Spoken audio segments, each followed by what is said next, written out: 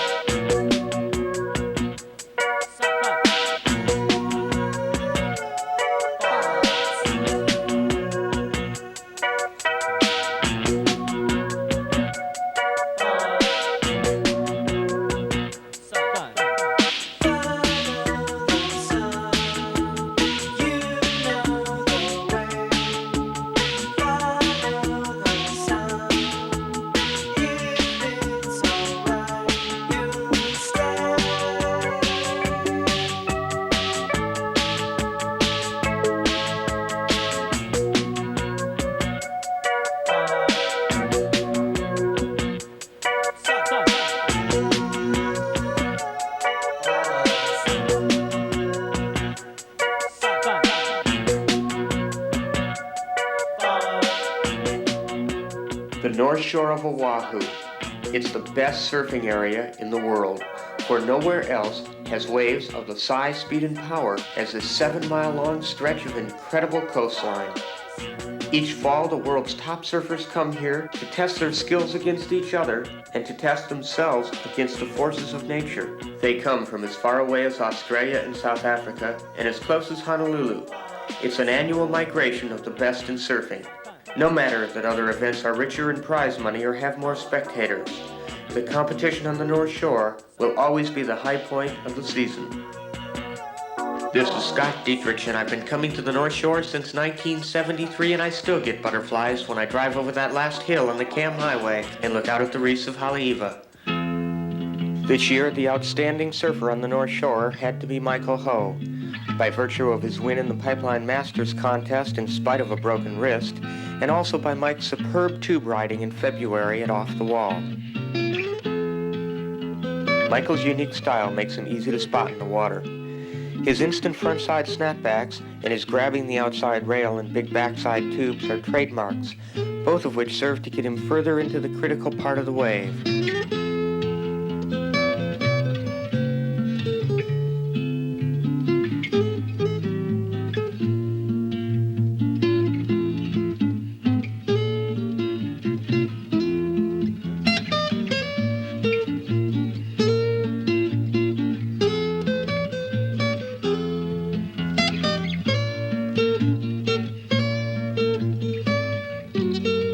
I've been been riding a thruster for the last year and a half. It seems to give me the driving feeling of a single fin and the looseness of a twin fin.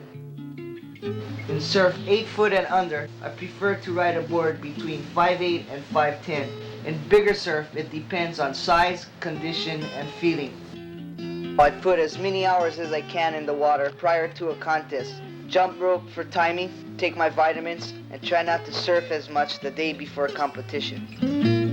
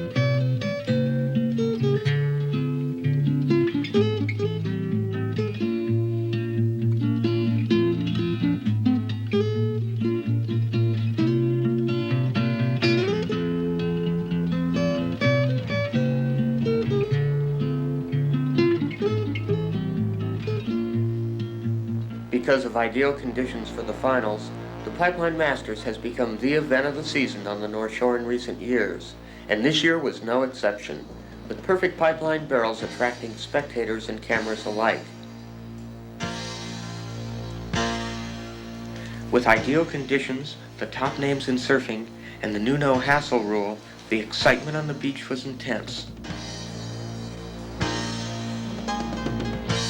Ironically, the perfect lefts would be ridden only by regular footers, since conditions in the preliminary heats eliminated the frontsiders like Carroll, Lopez, and Blair.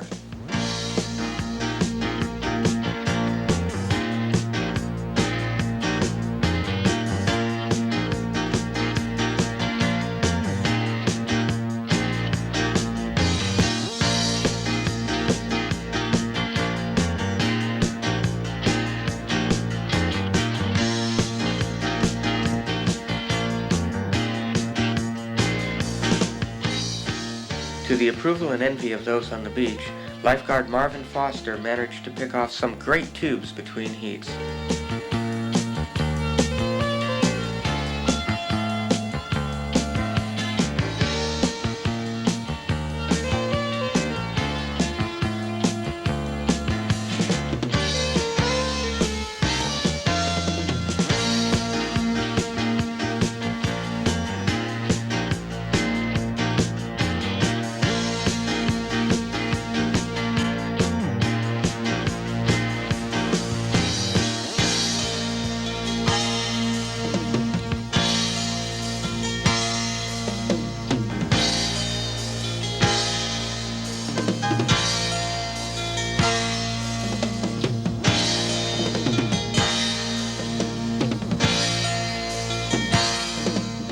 With tube after tube, Michael Ho assured himself of victory and the $5,000 first prize.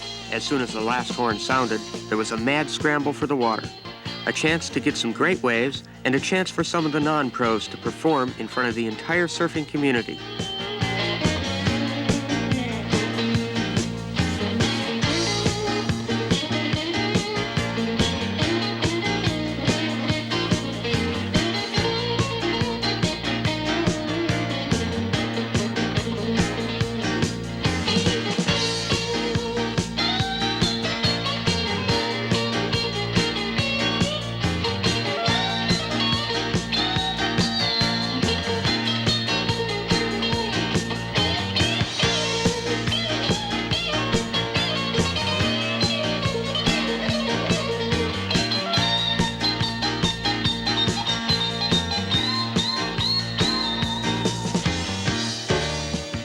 Late in the day, Jerry Lopez paddled out, riding the best waves and showing the style and skill that's made him Mr. Pipeline since the early 70s. But in a freak accident, Jerry's board leaves him with a gash requiring major surgery. There were others less fortunate. The awesome and unpredictable power of the North Shore claimed 3 lives this winter.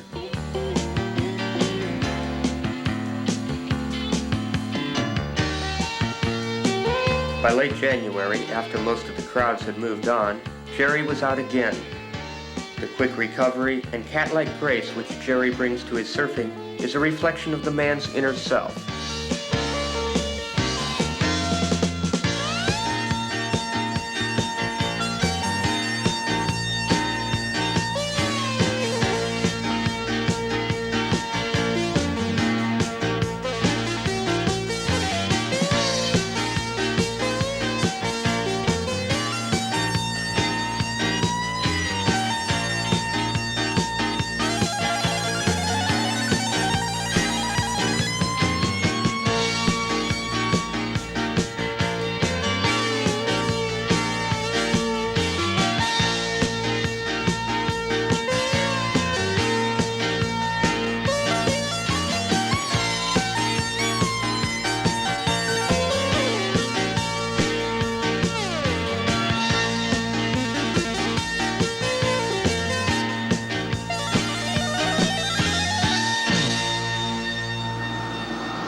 Overshadowing the surfing on the North Shore was the sudden onslaught of Hurricane Eva. With the malfunction of the Pacific Weather Satellite, a rapid change in direction of a seemingly harmless tropical storm, and its simultaneous increase in strength to hurricane force, Hawaii is left with less than 5 hours warning. Just before dark, we get these amazing pictures from Pupukea Heights. After 4 scary hours, the storm subsides. We are safe but exhausted. Others are not so lucky. The Makaha side is hit even harder, with huge wind-driven tides. Kauai takes the full force of the hurricane. The damage to property is incredible, though fortunately no lives are lost.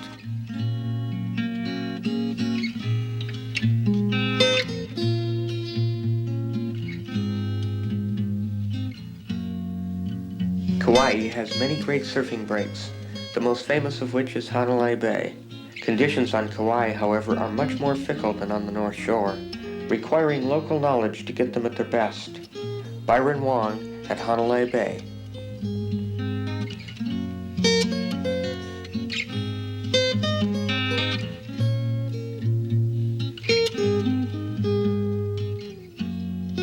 The hurricane nearly destroyed Kauai's famous tree tunnel. Driving to the other side of the island, we returned to last summer and Kauai's south side at Acid Drop.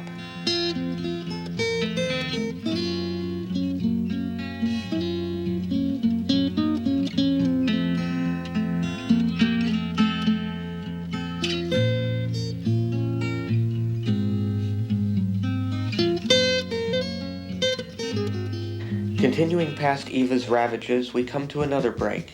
One, like many on Kauai, that requires a 4-wheel drive truck to reach. We join Mike Smith, Margot Oberg, and Byron Wong.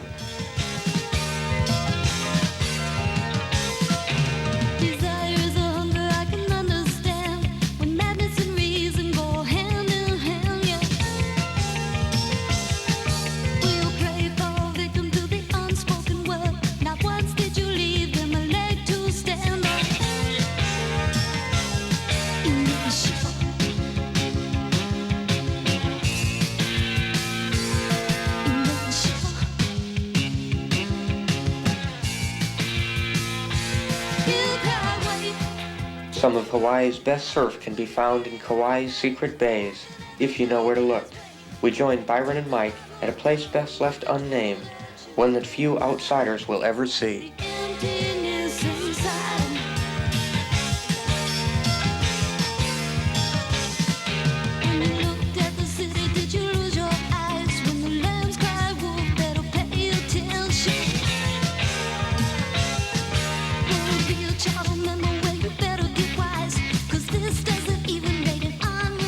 This is the longest body surfing ride we've ever seen in a total of 61 years of surfing photography.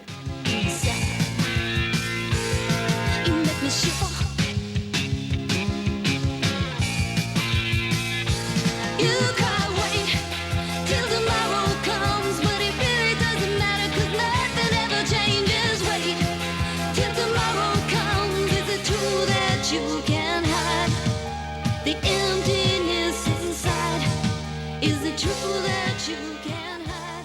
One of the interesting things about Kauai's surfing is the number of women who surf here, more than the other islands or anywhere else.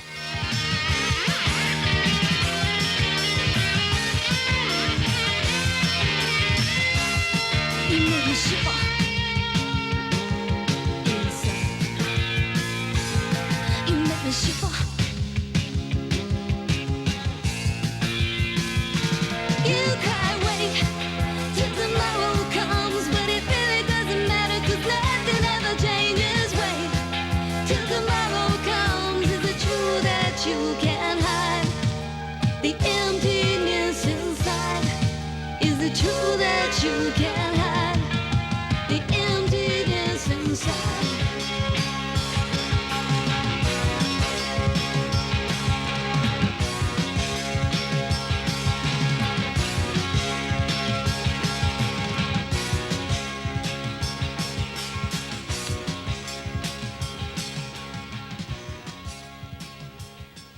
From Kauai, we follow the sun to Central America with California surfers Danny Connors and David Barr. Travel to new or distant lands in the hope of finding perfect waves is one of the most rewarding parts of surfing. It's been an integral part of the sport since the first redwood was strapped on a car and driven to a beach that held the promise of better waves. For David and Danny, the journey is a welcome break in the rigorous competition schedule. As part of the new wave of contest-oriented California surfers, Dave and Danny represent a new era in surfing. Using superlight 3-fin surfboards, they are part of a truly international community of surfers, free from the localism that once limited surfing performance in California.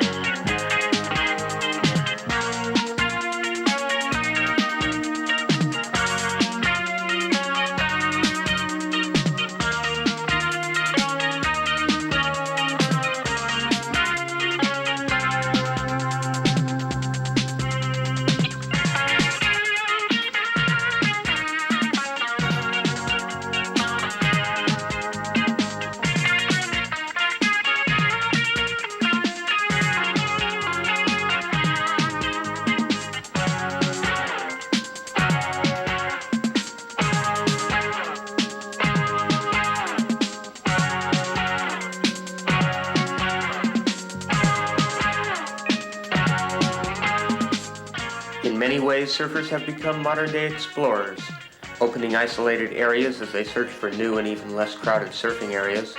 And like explorers of old, they return home with new experiences to share and wearing new clothes that seem to have an uncanny way of turning up in next year's fashions.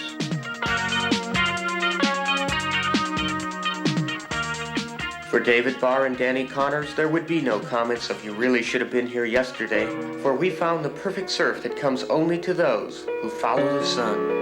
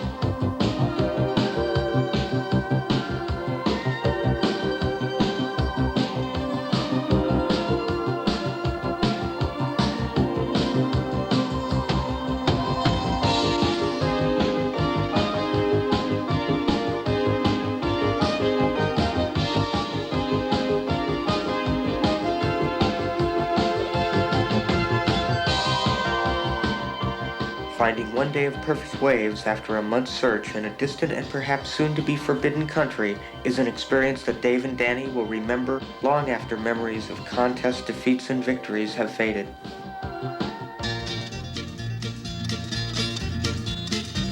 Surfing has changed over the years. The new wave of California surfing really is a new level of performance that creates the first real challenge to the Australian and Hawaiian dominance of the sport.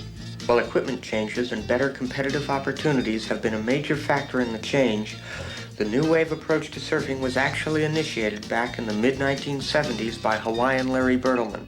There's a difference between surfing and riding a wave. There's a lot of people who can ride a wave. There's not too many people who can surf one. You can do a lot of maneuvers and be off the wave, like on the shoulder or someplace, and not even look good. But if you're doing it right in the critical part of the wave, like in the tube or in the pocket, that's where surfing is at to me. I started the hard off the bottom and off the top surfing about 1970. I saw everybody doing straight line surfing, telegraphic cutbacks, go out, cut back, and maybe bottom turn and hit the lip. I decided to move all of those lines into one short maneuver, one fluid turn, and kept everything power turning. Figured the shorter you can do the turns and the harder you can do it is where I wanted to go at that time. And just now, lately, people are starting to catch up. We're doing turns in the tube now, not like before where everybody doing straight line trim. We're doing hard turns off the bottom and on the top of the tube.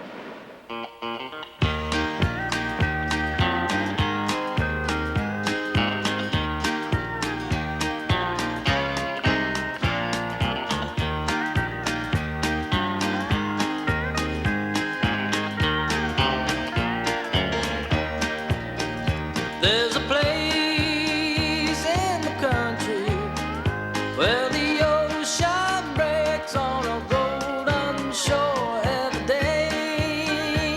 In the country feels better than the day before. I was caught in the wheels of a workaday grind. You know how it feels, so I left it behind. Traded in my job for this new rocking chair and a chance to breathe that sweet country air. Back home in the city, life is passing people by.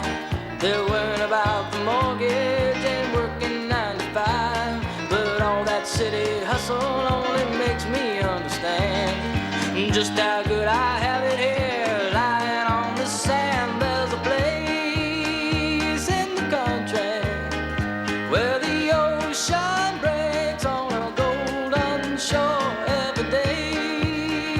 In the country, it feels better than the day before.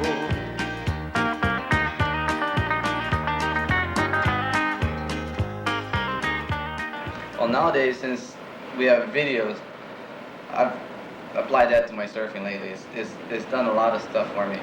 One thing, what I do is I film myself surfing on one board, and I go in and I watch it, see how it feels first riding it, opposed to how it looks surfing it. There's a difference between surfing and riding, like I said before. Sometimes I feel the board's riding unreal, but then again, when I go in and watch it on film, it doesn't look like it's contest surfing. On videotape, everything steps down. You can slow down everything frame by frame. You can see how difficult some of the maneuvers are. For myself, I get satisfied watching it because I can see little aerial parts where some people can't even see it. But I see a lot of times where I shift my weight on the board and how many times I shift my weight on the board. And that I didn't even know until I saw myself on film.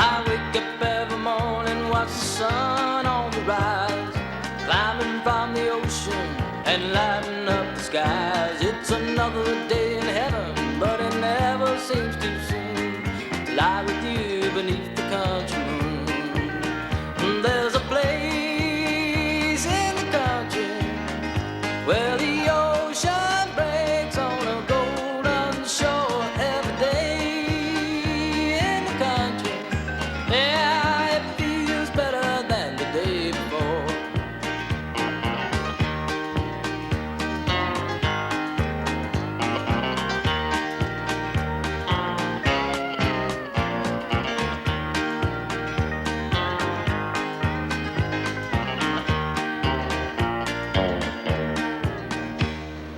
future, surfing might be going to aerials. I call them Larials.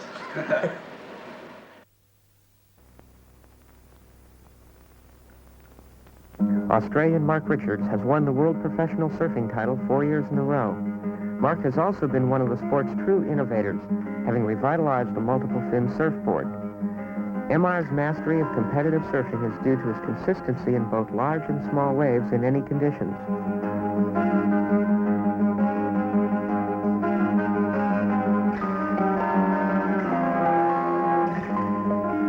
The depth of competitive experience that comes out of the Australian contest system has given Aussies a distinct edge in professional surfing. In fact, Australians have won the world title every year but one since the pro circuit was established in 1976. And striving to improve their competitive edge on an individual basis has led to continued innovations in surfboard designs by Australians. At the forefront of these innovators is Simon Anderson. Simon's three-fin design led to a shorter functional board that has dominated performance surfing since 1981. Simon's own approach to surfing seems to combine a certain abandonment with the aggressive control characteristic of most Australian pros.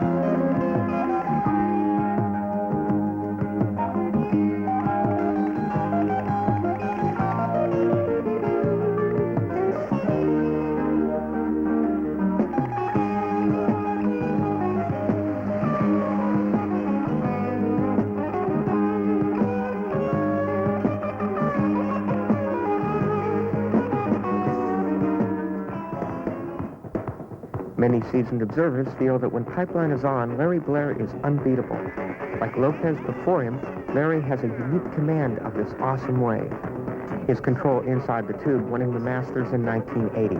When his sure win in 1981 was prevented by a flaw in the contest system, the no-hassle rule was implemented. While the 82-83 contest was held in conditions that saw only regular footers in the finals, Larry Blair's rare combination of speed, power, and control makes him a leading candidate for the next Mr. Pipeline title.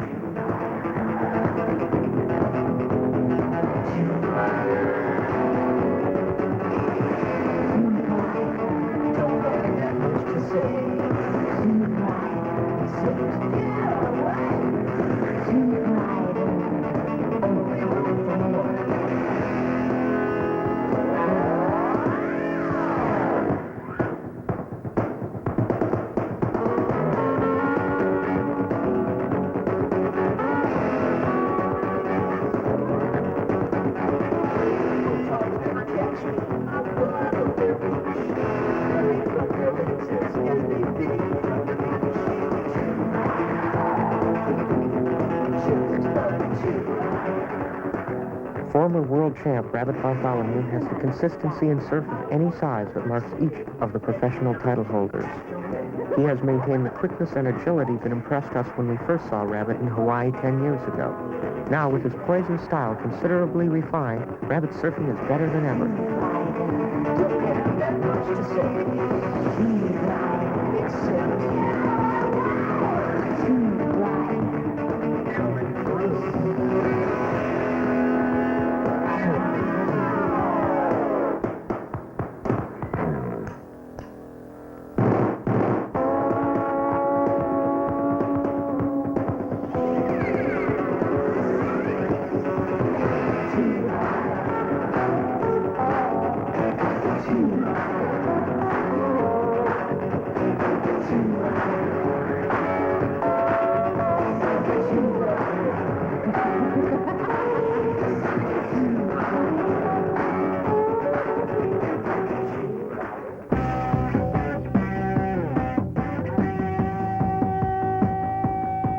Shane Horan has emerged as the surfer most likely to capture the world title from Mark Richards.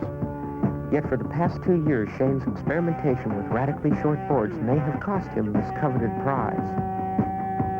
After the contest season this year, we watched Shane performing on his new board, pushing surfing to the outer limits. Watching Shane, we had to feel that perhaps his new equipment will pay off in terms of the next breakthrough in wave riding.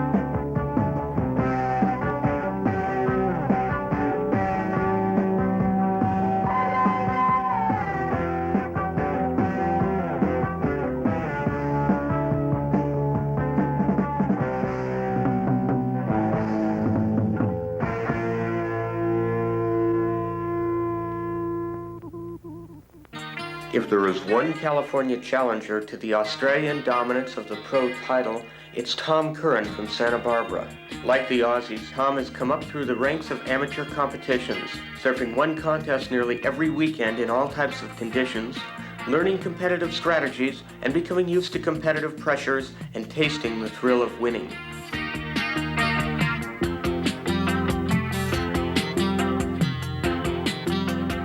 As top NSSA competitor, Tom got to go to Hawaii last year, where his performance in smaller surf was impressive, if not commanding.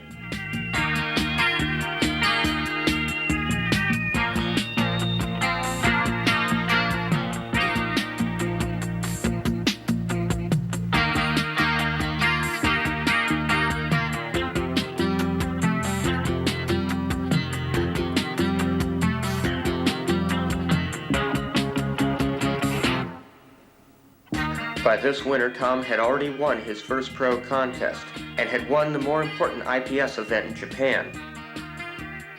Later this year, at his home break of Rincon, we could see a marked improvement in Tommy's surfing from the previous winter. For the first time, Tom looked powerful as he carved off the lip, playing on the face of the waves.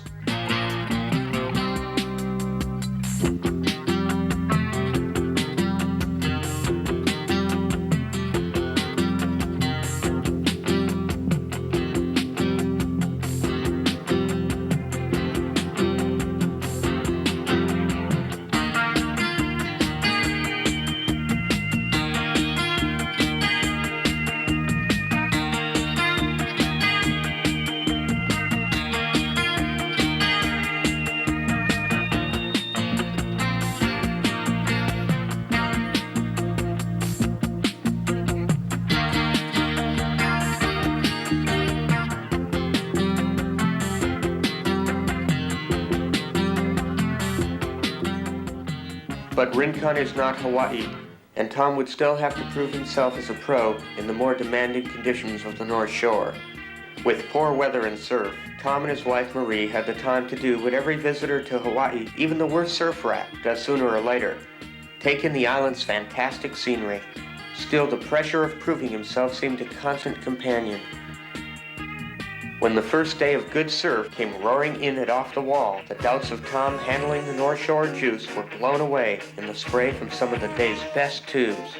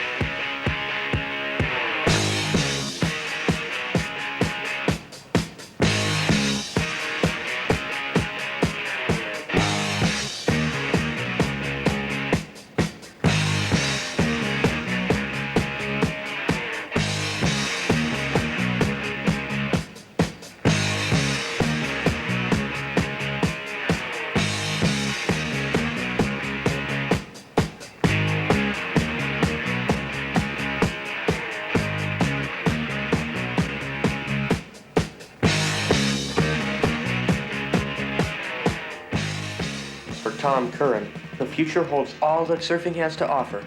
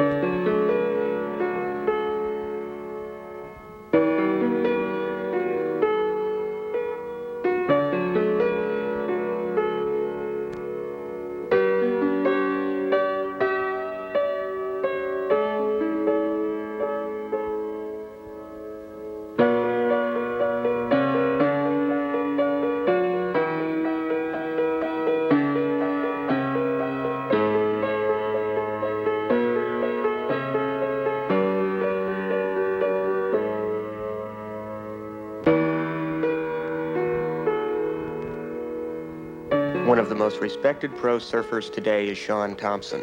Though former world champion and a consistent finalist on the Pro Tour, Shaun's influence on surfing has come from riding the shallow reefs of the North Shore. I think contests have had an incredible influence on surfing over the last few years.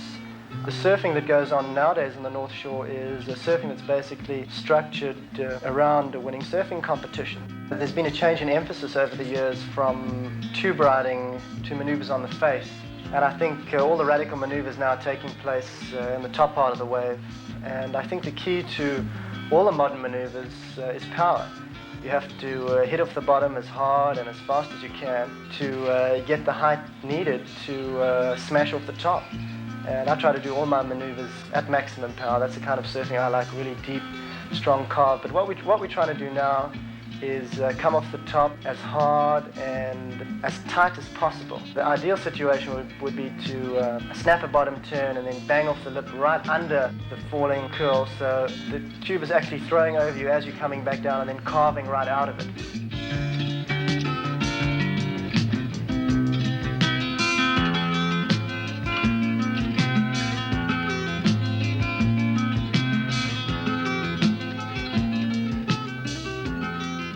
Sean has so much control that it's easy to miss how radical his surfing really is.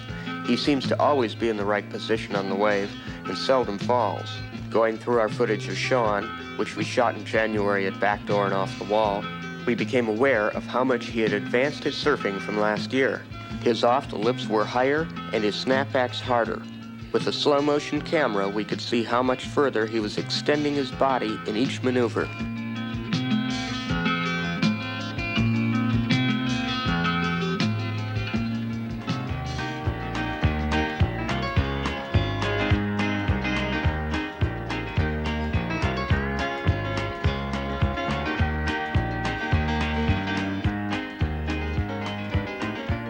Over the years, I developed a certain type of kick-out, an in-the-tube kick-out, or a kick-out in a really critical situation of the wave. I just sort of happened on it one winter in South Africa, and then I've taken it right through my surfing. I found it's been one of the more useful maneuvers that saved me from losing a lot of skin on the reef.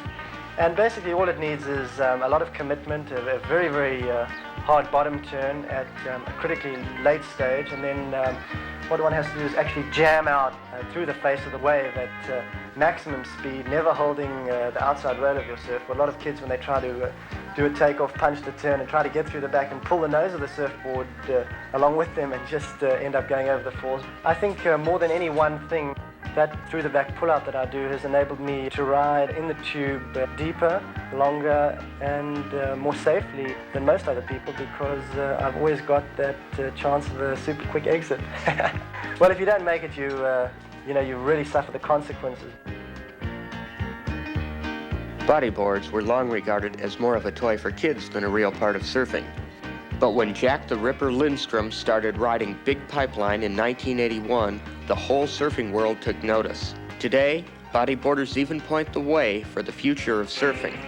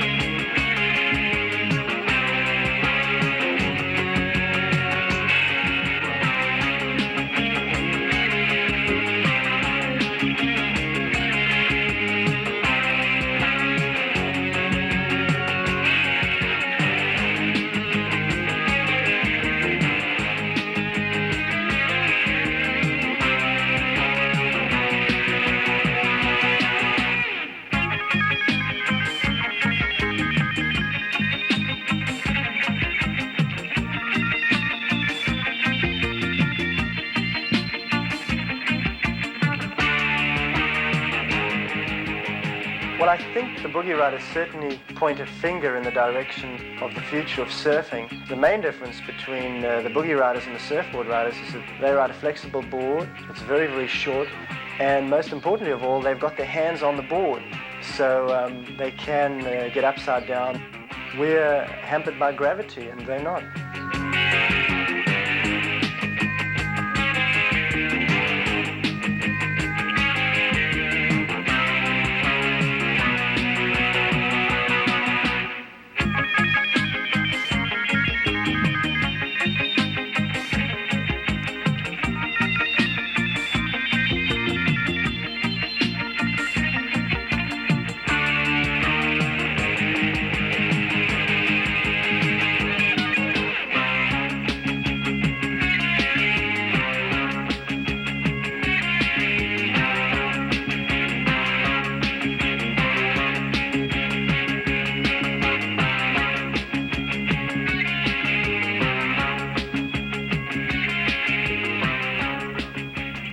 The Caribbean. There are hundreds of islands here, though most are accessible only to those with a boat or seaplane.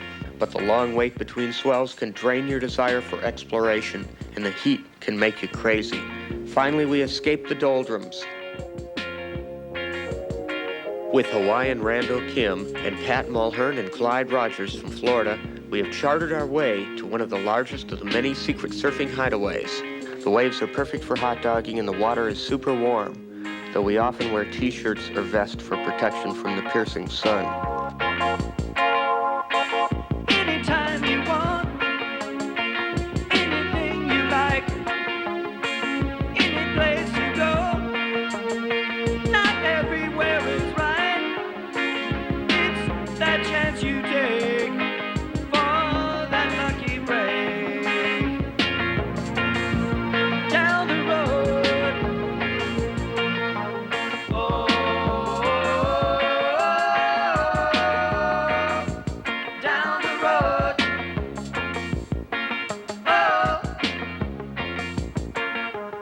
oh, down the road. It didn't take the local kids long to realize what surfboards were all about. With a quick bit of instruction, Randall had them waxing up and ready for aerials. It's reality. This is getting air Caribbean style. With an increasing swell, the waves broke on a distant reef. The kids called it Shark Point, but we didn't see any sharks except the guy we chartered the plane from, and we'd come to surf. Down the road,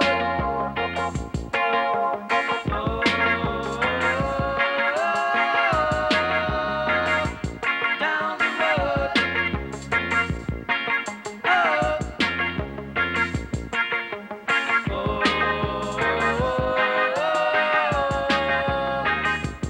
down the road.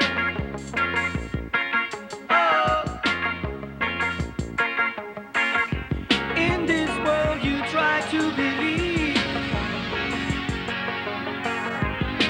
it's your fantasy. With commitments back in Hawaii, it was time for Randall to return home. As the sun set, we said goodbye to this Caribbean island hideaway. With Pat and Clyde, we decided to spend the last couple days of our trip in Puerto Rico. We drove to the west side, where winter swells produce some of the largest waves in the Caribbean. Pat assured us he knew the way, but then he also said he was a safe driver.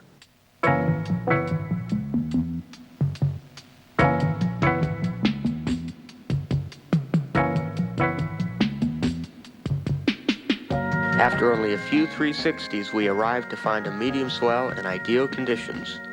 In only a few minutes, Pat and Clyde had changed and were back in the water. Surfers from Florida learn very quickly to make use of whatever surf is available, since conditions there are so inconsistent. Surfers adapt to whatever waves they live with. For Pat and Clyde, this has meant many days of hot-dogging very small surf. When they get waves like in the Caribbean, it's really time to cut loose.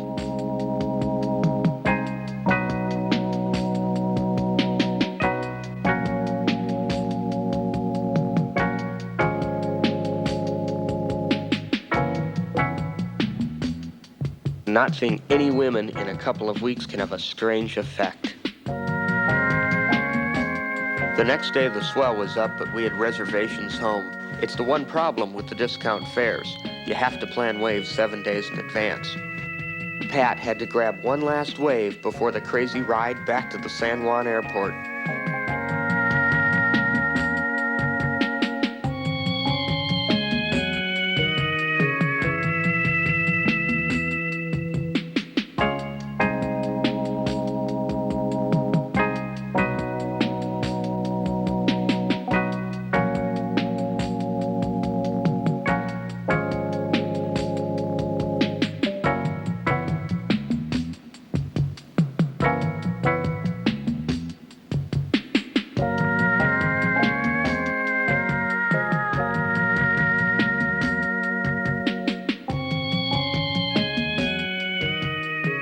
Saying goodbye to Pat and Clyde, we decided to give up our discount flight and return to the waves. Well, Rando, Pat, and Clyde, you really missed it. By staying the extra day, we got some of the biggest waves ever on the west coast of Puerto Rico. With our luck holding, we ran into local pro Jesse Fernandez and Hawaiian Bobby Owens.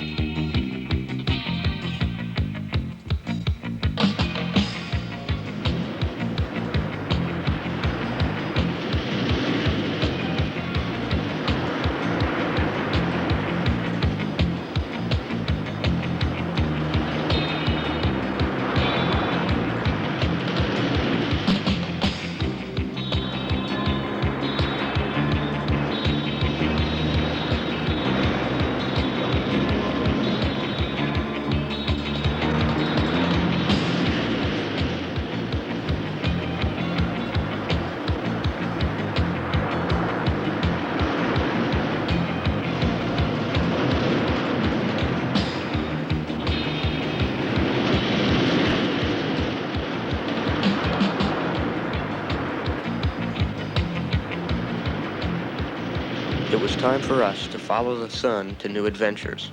Saying goodbye to Bobby, Jesse, and all our friends at El Playero Surf Shop, we headed home, even managing to use our now expired air ticket. Top-rated Hawaiian pro Dane Kealoha somehow manages an absolute cool while living up to his reputation as the most powerful surfer in the water.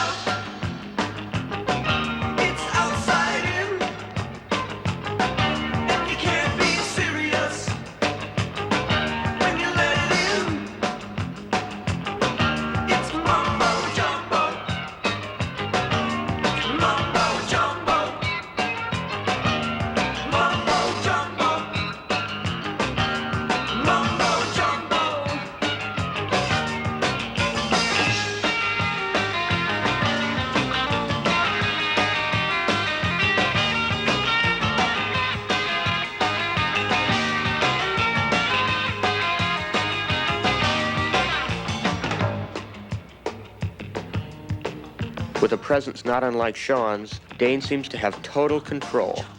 His explosive burst of speed, however, are often totally unexpected, reminiscent of fellow Hawaiian Barry Kanaiapuni at his prime. It's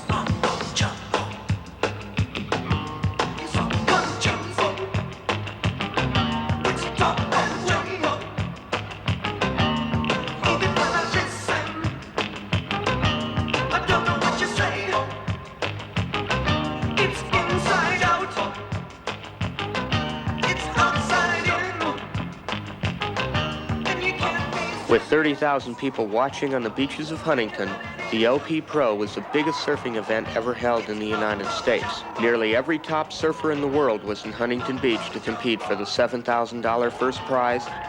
In tribute to meet directors Ian Cairns and Peter Townend, the contest was run smoothly and efficiently, and even had good surf. We've got beach break conditions today, about 5 feet, and Shane Horan being a beach break specialist, I think he's got a good chance out here. But we've also got Tommy Curran, who's fresh off winning the World Amateur Surfing Championship in Australia, and I think he's going to be a real threat. And of course you can't discount Mark Richards, who's the world champion, and Sean Thompson. Those guys, you know, they're always in there fighting to the very last, and you know, it'll shape up to be a hot... I predict all those guys will be up there when it all comes down.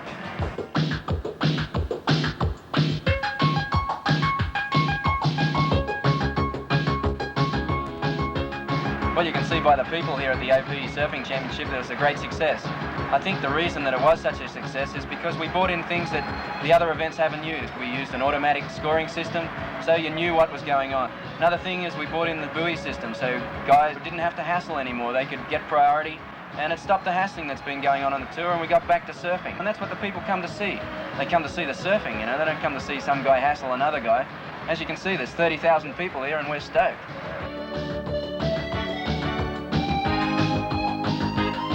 One of the most exciting quarterfinal heats saw local favorite Tom Curran surf against Australian Shane Horan.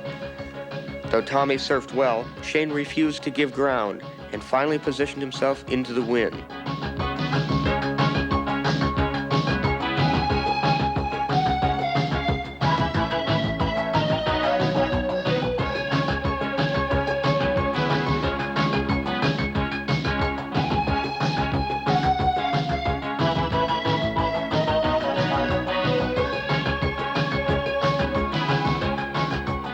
As the contest got down to the semis, the duel between MR and Sean brought everyone to their feet.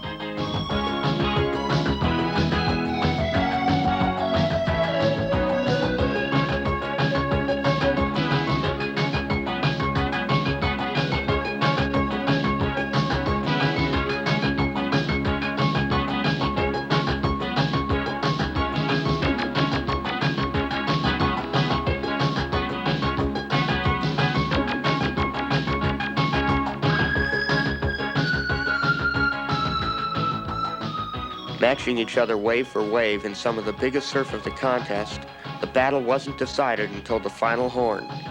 In this super close heat, the look on Sean's face said it all. The women's event, $2,500 first prize, and a new four-wheel drive truck were driven away by Becky Benson from Hawaii.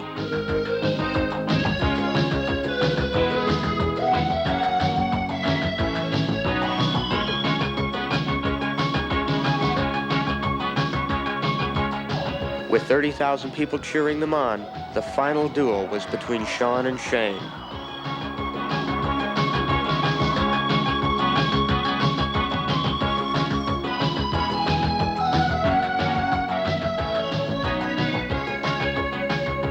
Good lefts were still coming in at the pier, and it looked like Sean would again squeak by the Australian, until Shane pulled off an incredible backside 360 and the crowd went berserk.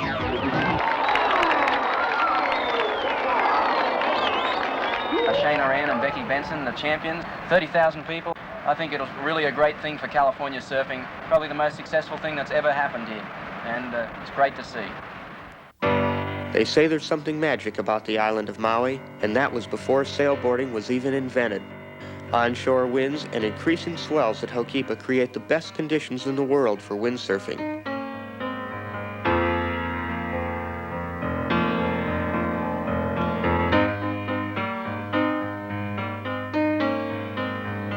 What started out as the surfer's answer to a ski lift has grown to a sport that inundates the beaches of Europe. But the deepwater sailboarders are of a different mold.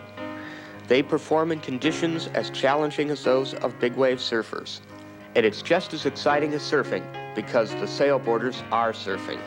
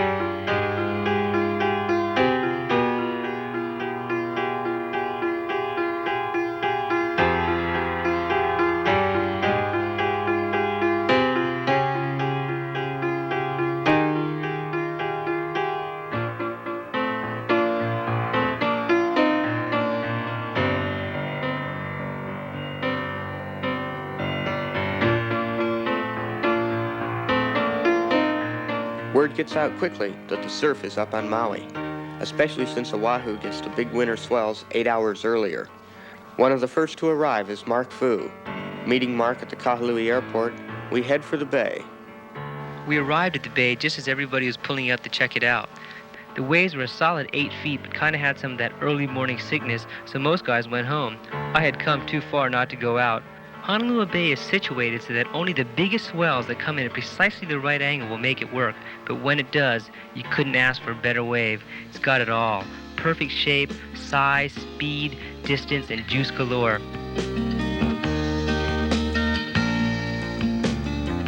I had been out about an hour when the sun started breaking through and the wind started to blow out of the valley behind the bay. The waves instantly cleaned up and just got better and better and kept getting bigger and bigger. There was only a few of us out, including Maui local Brad Lewis, who was terrorizing the place and doing these insane snapbacks right under the lip. As for me, I was getting off and back during the bowl.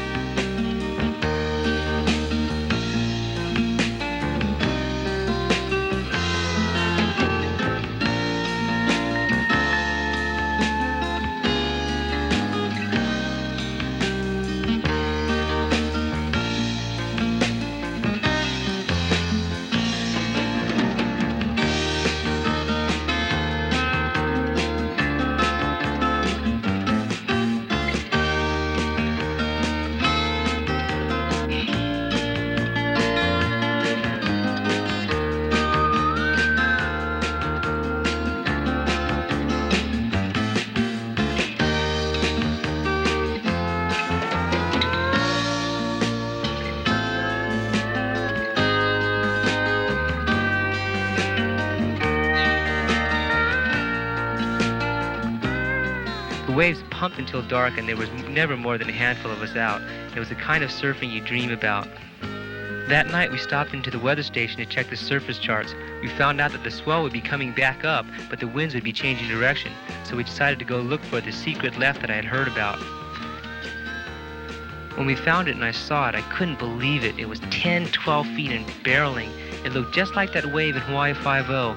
It was a cross between Ala Moana Bowl, Padang Padang, and Pipeline. Actually, intimidating would be a better way to describe it.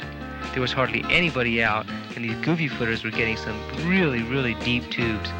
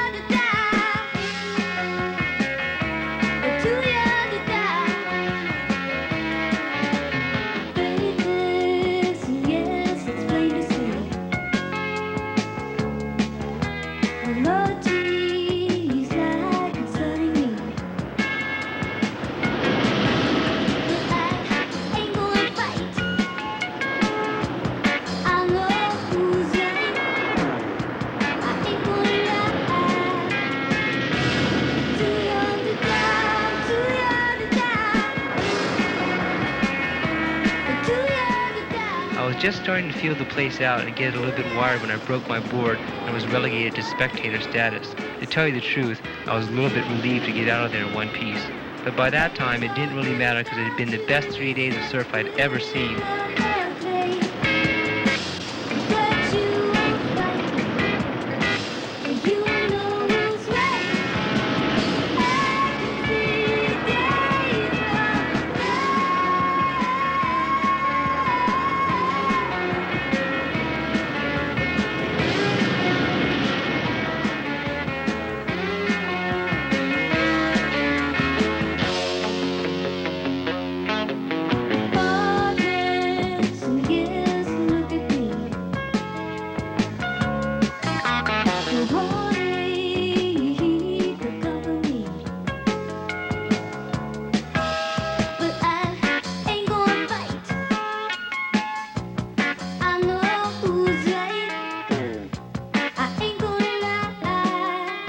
Trouble in paradise.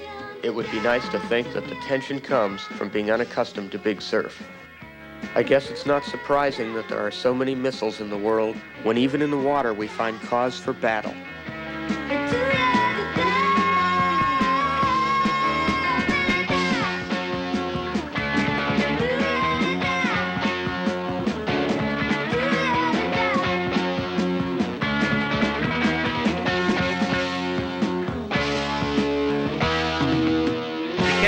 Waves we caught on the outer islands usually means having to sacrifice the opportunity of surfing Waimea Bay.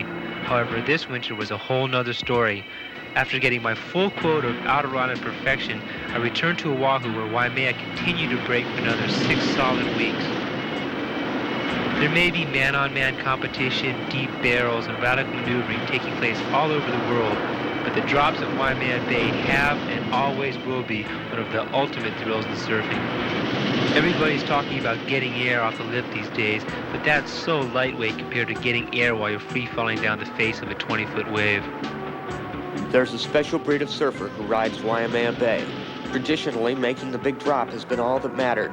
But this January, in the largest surf since 1974, there was a big difference. Performance surfing had come to Waimea.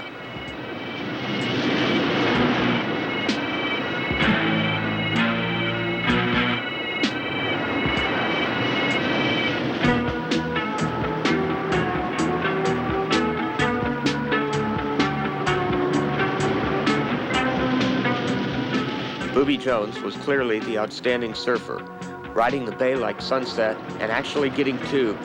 On the beach, Shane Horan watched intently.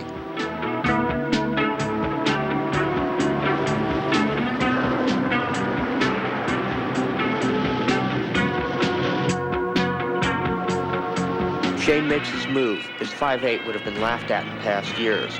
It's the same board he rode at 4 Foot Rocky Point.